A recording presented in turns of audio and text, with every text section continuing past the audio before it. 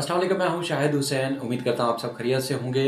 मैं चाहता हूं कि मेरा यूट्यूब चैनल सब्सक्राइब करें अगर अब तक आपने नहीं किया। और वो चीज़ें जो मैं पहुंचाना चाहता हूं, जो बताना चाहता हूं, और ख़ासतौर पर अदालतों से मुतल्लिक सिंध से वो आप तक पहुंच सकें और उसका आप फीडबैक भी दे सकें। तो यही एक बार फिर गुजारिश की है कि अगर अब तक आपने मेरा चैनल सब्सक्राइब नहीं किया तो ज़रूर सब्सक्राइब करें। इस वीडियो में ख़ासतौर पर मोहसिन बेग सहाफ़ी, जिससे मुताल्लिक इस्लामाबाद में एक दिन तो पूरा हंगामा बरपा रहा।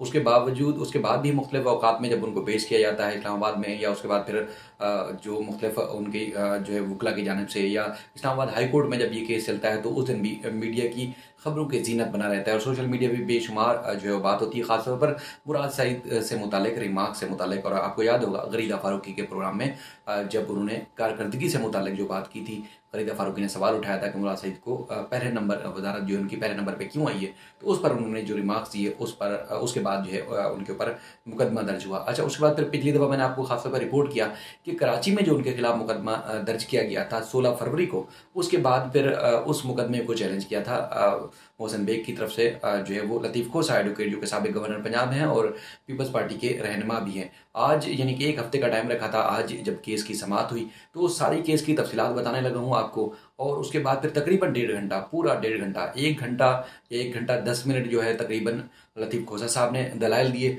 और पूरा बैकग्राउंड, पूरा केस की तफसीलात, जो जो कुछ पहले रिपोर्ट भी हो चुका है उन्होंने आज दोहराया। और उसके बाद फिर नई चीज़ें जो साइटेशंस और सारी तफसीलात रखी। मोहसिन बेग को अदालत ने ज़मानत दी है, लेकिन ज़मानत क्यों दी है और FIA की नाअहली की वजह से रियासत पाकिस्तान के सामने किस किस्म की जंग हसाई हो रही है, आप उसका सोच भी नहीं सकते।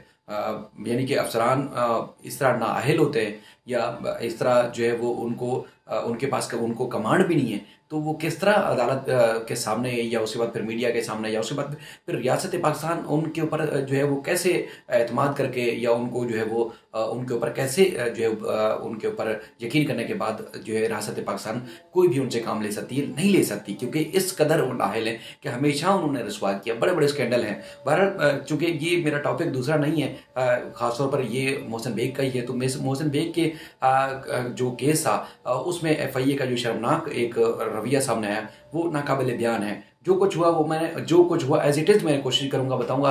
और FIA के जो अफसरान भी वहाँ मौजूद रहे, यानी कि अदालत के सवाल का अगर असिस्टेंट अटार्नी जनरल जवाब नहीं दे पा रहे तो 4 अफसरान अदालत में मौजूद थे, उनमें से कोई एक भी फाइल उठाता और सिचुएशन बताता, सूरत हाल बताता जो अदालत ने सवाल उठाए। किसी एक ने भी कोशिश नहीं की कि अदालत को मुतमईन कर सके।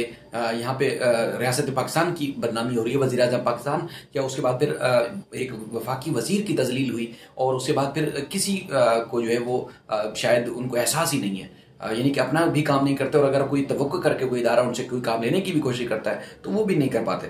अच्छा, लतीफ़ खोसा साहब के मैं दलाइल जो उन्होंने दिए, चूँकि 4 तकरीबन जो पेज थे वो मैंने उनके दलाइल नोट किए, 4 पेज जो थे तकरीबन, वो मैंने सारे उनके जो काम की चीज़ें या अहम तरीन जो पॉइंट्स है वो नोट किए। उसके बाद फिर अदालत जो के रिमार्क्स और असिस्टेंट जो डिप्टी अटार्नी जनरल इरफान अजीज़ से उनके भी मैंने पॉइंट नोट किए, वो सारी तफसीलात आपके सामने रखता हूँ। उसमें लतीफ़ खोसा साहब अपने दलाइल में कहते हैं कि वज़ीर आज़म पाकिस्तान और मुराद सईद को खुश करने के लिए मोहसिन बेग के खिलाफ 3 मुख्तलिफ जो है शहरों में मुकदमा दर्ज किए गए, यानी कि इस्लामाबाद, लाहौर और उसके बाद फिर कराची में। टॉक शो में मैं बयान देने पर मुकदमा दर्ज किया गया। इसे इस्लामाबाद की जो है वो सेशन अदालत ने भी गैर कानूनी करार दिया।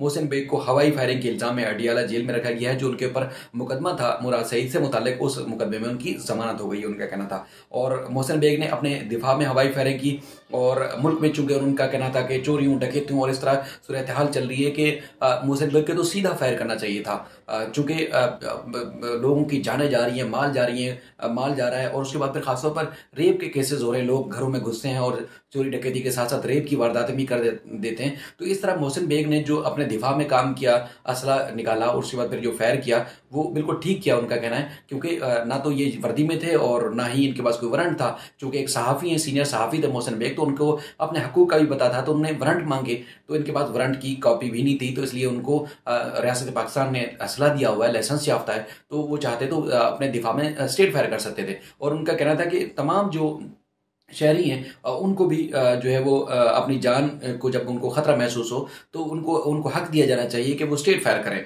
और ये उनका कहना था कि अब जो हुकूमत है वो आज़ादी इज़हार राय का जो है वो गला घोंटना चाहती है। जो ये जो लोग हैं ऐसे कवानीन बना रहे हैं और हमें लगता है कि वो आगे जाकर इन्हीं कवानीन के तहत अंदर होंगे और सहाफ़ियों और उसके बाद अवाम का जो आईनी तहफ़्फ़ुज़ है अदालतों की जिम्मेदारी है। और मोहसिन बेग पर उनका कहना है कि शदीद जो है वो तशद्दुद किया गया, टार्चर किया गया, उनकी पसलियाँ जो है वो तोड़ दी गई। और मोहसिन बेग ने दीगर सहाफ़ियों की तरह PIA दीगर सहाफ़ियों की तरह FIA की जो करप्शन थी, लूटमार थी, खबरों के जरिए उसको जो है बेनकाब किया। और उनका कहना था कि मोहसिन बेग के खिलाफ जो कराची में मुकदमा दर्ज किया गया है उसको कलअदम करार दिया जाए। और हम चाहते हैं, अदालत ने फिर आगे रिमार्क दिए कि हम चाहते हैं कि इस केस को सुने, जमानत मंजूर कर रहे हैं, उसके बाद फिर हम आगे जाके हतमी इसका फैसला दें। वो आगे जो उनके अदालत के हुक्मनामा है वो तफसीलात रखता हूँ। इनके जो अभी मैंने आपको शॉर्ट बताएं, इनका ये भी कहना था कि वो कराची में मोहसिन बेग को लाना चाहते हैं और उसके बाद फिर कराची में जो है वो लाकर इनके ऊपर मजीद टार्चर कर सकते हैं। अच्छा, लतीफ़ खोसा ने कहा कि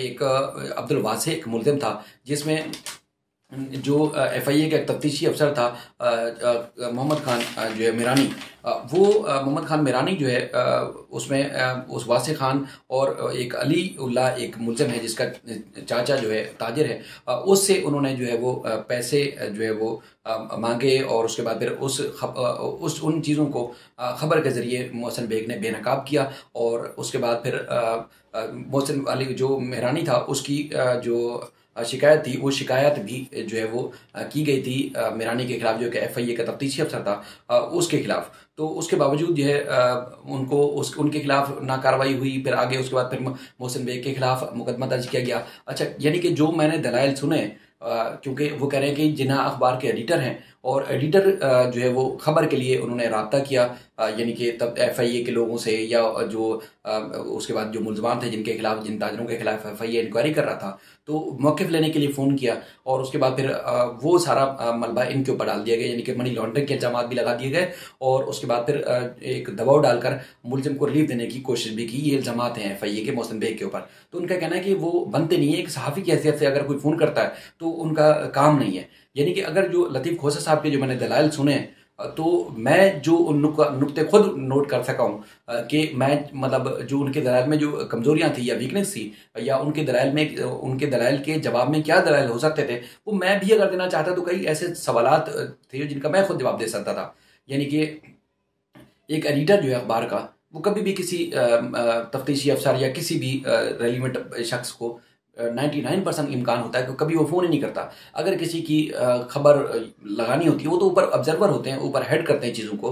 वो तो एक रिपोर्टर, एक सहाफ़ी, फील्ड वर्कर का काम होता है। तो मोहसिन बेग साहब कैसे फ़ोन कर सकते हैं? मतलब बहुत सारी चीज़ें हैं जो मैंने नोट की और जो मैं आपको बता भी सकता हूँ कि लतीफ़ खोसा साहब के दलाइल में। लेकिन इन दलाइल का कोई जवाब नहीं दे सके इरफान अजीज़ जो है deputy attorney general of Pakistan, जो इनके केस में पेश हुए। अच्छा, उन्होंने जो अदालत को उसके बाद फिर उन्होंने जो तहरीरी जवाब जमा कराया जो FIA ने, और उसके बाद जो डिप्टी अटॉर्नी जनरल हैं इरफान अजीज़, उन्होंने बताया कि हमने इनकी गिरफ्तारी डाल दी है। यानी कि जब पिछली दफ़ा समाअत हुई थी, नोटिस हुआ था, इन्होंने चैलेंज किया था जब अपने मुकदमे को मोहसिन बेग ने, उसके बाद इनके खिलाफ इनकी गिरफ्तारी डाल दी गई। गिरफ्तारी डालने के बाद उनको उनके खिलाफ अबूरी चालान भी जो है वो अदालत में जमा कर दिया गया। ये असिस्टेंट अटॉर्नी जनरल ने अपने तहरीरी जवाब के साथ अदालत को बताया कि हमने उनकी गिरफ्तारी डाल दी है। उस पर अदालत ने बेशुमार किस्म की बरहमी का इजहार किया।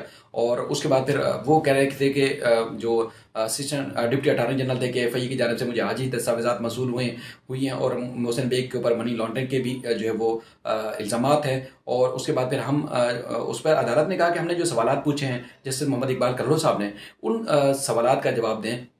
क्या मुकदमा जब दर्ज हुआ था उसमें मनी लॉन्ड्रिंग की दफ़ात थी? और उसके बाद फिर क्या जो शिकायत अलीउल्लाह की जानिब से FIA के तफ्तीशी अफसर के खिलाफ की गई थी, क्या उसमें मोहसिन बेग का नाम था? या उस जो शिकायत दर्ज की गई थी, क्या उसकी ताजिर जो अलीउल्लाह है उसके खिलाफ, तफ्तीशी अफसर के खिलाफ शिकायत जो की गई थी उसमें क्या वफाकी जो इदारे हैं उन्होंने दरख्वास्त के ऊपर क्या कार्रवाई की, यानी कि कोई कार्रवाई की भी थी या नहीं की थी, उसका नतीजा क्या निकला, उसका जो है वो कोई जवाब नहीं दे सका। अदालत ने फिर उसमें कहा कि एक सहाफ़ी का ताल्लुक जो वो इस्लामाबाद से, कभी वो कराची नहीं आया। और उसके बाद फिर जो है वो किस तरह कराची में उसके खिलाफ जो है मुकदमा दर्ज किया गया।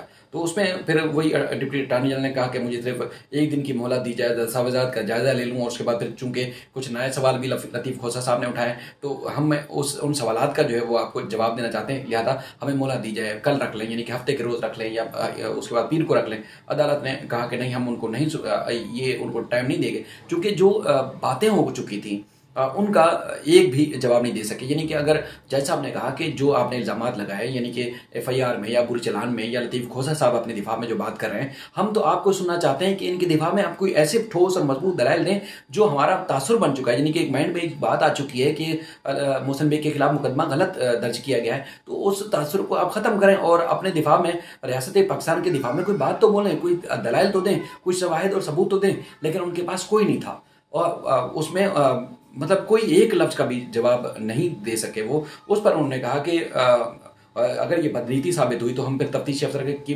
मुअत्तली से काम नहीं लेंगे, हम बल्कि जो भी जिम्मेदार हैं उनके खिलाफ सख्त कार्रवाई का जो है वो हुक्म भी देंगे। और उसके बाद फिर अदालत ने कहा कि मोहसिन क्या जो उन्होंने जस्टिस मोहम्मद इकबाल करोड़ ने कहा कि हमारे सामने जो है केस वो इसको देख रहे हैं, क्योंकि जो डिप्टी अटॉर्नी जनरल थे कि उसने कहा कि इस केस में वो जेल में नहीं है, अडियाला जेल में, फायरिंग के मुकदमे में जो है वो जेल में है। तो उन्होंने जो जस्टिस इकबाल करोड़ साहब उन्होंने कहा कि महज टीवी के रिमार्क्स पर भी किसी के खिलाफ जो है मुकदमा दर्ज नहीं किया जा सकता।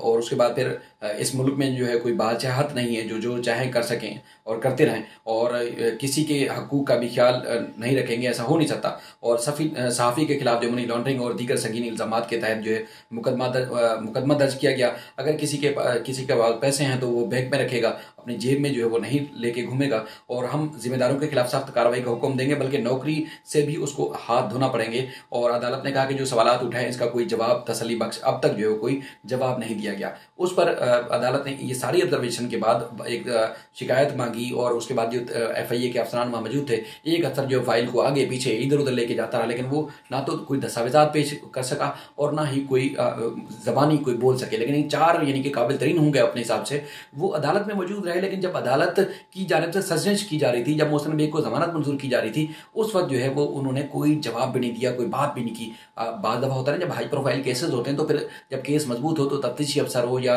उससे रेलिवेंट कोई अफसर होता है तो वो बात करता है, कोई उन्होंने बात नहीं की। उस पर जो है वो अदालत ने जो है मोहसिन बेग की 1 लाख रुपए के मचलकों के एवज उनकी जमानत मंजूर की है, और कहा कि इस केस को हम जमानत की हद तक या कलअदम करार देने की हद तक नहीं सुनेंगे, हम जिम्मेदारों को तयन भी करेंगे और उसके बाद फिर उनके खिलाफ जो भरपूर किस्म की कार्रवाई भी करेंगे। अदालत ने कहा कि हमने जो हुक्म दिया था कि इस मोहसिन बेग की दरख्वास्त के जवाब जमा कराएं, जवाब जमा कराने के बजाय न सिर्फ उनके खिलाफ उनकी गिरफ्तारी डाल दी गई, बल्कि अबूरी चलान भी जो है वो जमा करा दिया गया। और उसके बाद फिर उन्होंने कहा कि मुल्क में जो है कोई बादशाहत नहीं है, आज जो है उनके की गिरफ्तारी डाली है, कल को जो है उनके खिलाफ कोयटा, पिशावर और उसके बाद फिर कल गिलगित बल्तिस्तान में भी क्या मुकदमा दर्ज कर देंगे। तो इस तरह अदालत ने उनको जो है वो उनकी जमानत मंजूर की है, और उसके बाद फिर आइंदा समात पर अटॉर्नी जनरल पाकिस्तान को ज़ाती हैसियत से तलब किया है। कहने का मकसद ये है कि जो रियासत पाकिस्तान की नुमाइंदगी करते हैं या रियासत पाकिस्तान के अहम तरीन मामलात में जो इन्वॉल्व होते हैं,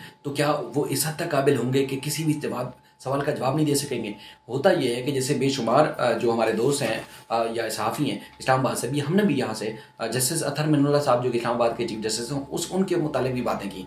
अब आज अगर मैं अकेला मौजूद था वहाँ कमरा अदालत में, अगर ये चीज़ मैं रिपोर्ट नहीं करूँ तो 99% जो पब्लिक होगी या हुकूमत पाकिस्तान होगी वो ये समझेगी कि जैसे इकबाल करोड़ साहब ने वफाकी हुकूमत के खिलाफ या उनकी रियासत पाकिस्तान के खिलाफ जाकर कोई फैसला किया। ऐसा मैं आपको कहता हूँ कि गारंटी से कह सकता हूँ कि ऐसी बिल्कुल बात नहीं हुई, क्योंकि जो अदालत ने सवालात उठाए उसका जवाब तो बनता है ना, उसका जवाब देने के लिए कोई मौजूद होना चाहिए ना, मौजूद थे लेकिन वो जवाब नहीं दे सके। तो फिर अदालत ज़ाहिर है वो उससे फिर ये होगा कि मुल्ज़मान को जो भी रियासत पाकिस्तान के खिलाफ या कोई भी जाएगा तो उसको रिलीफ बनेगा। यानी कि इतने नाअहल और इतने नाकारा लोग थे। अदालत ने कहा कि आप जो इल्ज़ामात सामने आ रहे हैं आप उनके जवाब में बोलेंगे तो हम आपके मौक़िफ़ की तायीद करेंगे, और जो रियासत पाकिस्तान या उसके बाद फिर रियासत की नुमाइंदगी करते हैं उनको तो ज़्यादा रिलीफ मिलता है, अक्सर उनकी ज़्यादा बात सुनी जाती है। लेकिन जब उनके पास कोई जवाब ही नहीं होगा या उनके पास कोई मवाद ही नहीं होगा, कोई शवाहिद और सबूत नहीं होंगे, तो फिर अदालतें क्या करेंगी? यही कुछ करेंगी जो आज जस्टिस मोहम्मद इकबाल करोड़ साहब की अदालत में हुआ, या यही कुछ करेंगी जब जो वहाँ इस्लामाबाद में जस्टिस अतहर मिनल्ला साहब ने किया। तो अदालतों के ऊपर मलबा डालने के बजाय, या एक परसेप्शन, यानी कि जो मोहसिन बेग ने बात की उस बात को मैं भी समझता हूं कि उन्होंने गलत बात की। किसी वफाकी वजीर के खिलाफ इस तरह टीवी टॉक शो में बात नहीं करनी चाहिए, और वैसे भी नहीं करनी चाहिए किसी के ऊपर किसी की तज़हीक करें। लेकिन जो बात जो उनके खिलाफ, अगर ये अच्छा, ये इनके जो खिलाफ इंक्वायरी थी वो 2021 से चली थी। एफआईयू ने बताया कि इनको नोटिस भी अक्टूबर में 2021 में जारी किया गया था। जो पहले वाली इंक्वायरी जिसमें मनी लॉन्ड्रिंग और दीगर जो कराची में दर्ज मुकदमा है उसमें मोहसिन बेग नहीं है। अगर ये सारी चीज़ें दुरुस्त थी तो फिर आप एक दिन में मुकदमा दर्ज करने के बजाय, यानी कि एक ही दिन 16 फरवरी को जब टीवी टॉक शो के बाद मुराद सईद लाहौर में आके मुकदमा दर्ज करा रहे हैं, तो फिर एक दिन में सारी कार्रवाई या सारी स्टेट की जो मशीनरी है उसको एक्टिव होने की क्या जरूरत थी? आप इससे पहले जब इंक्वायरी चल रही है, अगर वो गिल्टी हैं, उन्होंने जुर्म किया हुआ है, तो आप उनके खिलाफ पहले कार्रवाई करें। अब इस तरह अदालतों के ऊपर मलबा डालने के बाद या उसके बाद फिर किसी को एकदम मुजरिम ठहराने से बेहतर ये है कि आप सही मानों में अपने केसेस अपने काम करें। लेकिन कोई भी इदारा मादरत के साथ, ना तो जो